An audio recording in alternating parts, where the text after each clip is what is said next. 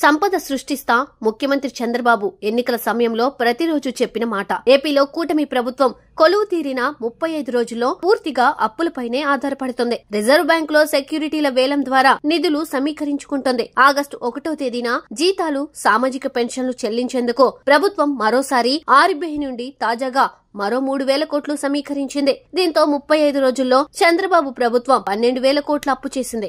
ఏపీలో జూన్ 12న చంద్రబాబు సారథ్యంలో కూటమి ప్రభుత్వం కొలువు తీరింది. ప్రభుత్వం ఏర్పాటుకు సమయానికి కేంద్రం నుండి నిధుల వాటాతో సహా ఖజానాలో దాదాపు 7,000 కోట్లు ఉన్నట్లు లెక్కలు చెబుతున్నాయి. రాష్ట్రం మొత్తం అప్పుపైన ప్రభుత్వం, వైసీపీ చెబుతున్న లెక్కల్లో భిన్నాభిప్రాయాలు ఉన్నాయి. ఎన్నికల ప్రచారంలో ఏపీ పైన 14 లక్షల కోట్ల రుణభారం ఉన్నట్లు చంద్రబాబు, పవన్ ప్రచారం చేశారు. తాజాగా ప్రభుత్వం విడుదల చేసిన శ్వేతపత్రంలో రాష్ట్రం అప్పు 9.74 లక్షల కోట్ల అప్పు ఉన్నట్లు వెల్లడించారు. మాజీ ముఖ్యమంత్రి జగన్ ఇందుకు భిన్నమైన లెక్కలను బయటపెట్టారు. ఇక కూటమి ప్రభుత్వం కొలువు తీరిన తర్వాత గత నెల 25న ఆర్బీఐ నుండి 2,000 కోట్ల అప్పు చేసింది.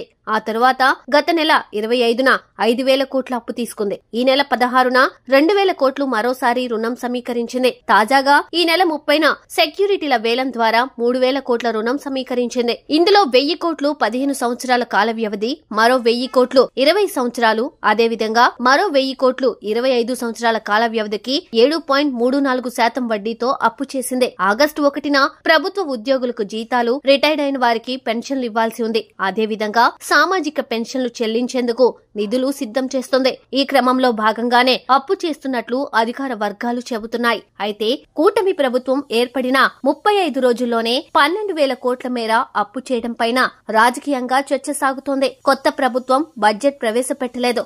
ఓట్ ఆన్ అకౌంట్ బడ్జెట్ కోసం ఆర్డినెన్స్ జారీ చేస్తోంది. దీంతో ఇప్పుడు ఏపీలో అప్పుల వ్యవహారం మరోసారి చర్చగా మారుతోంది.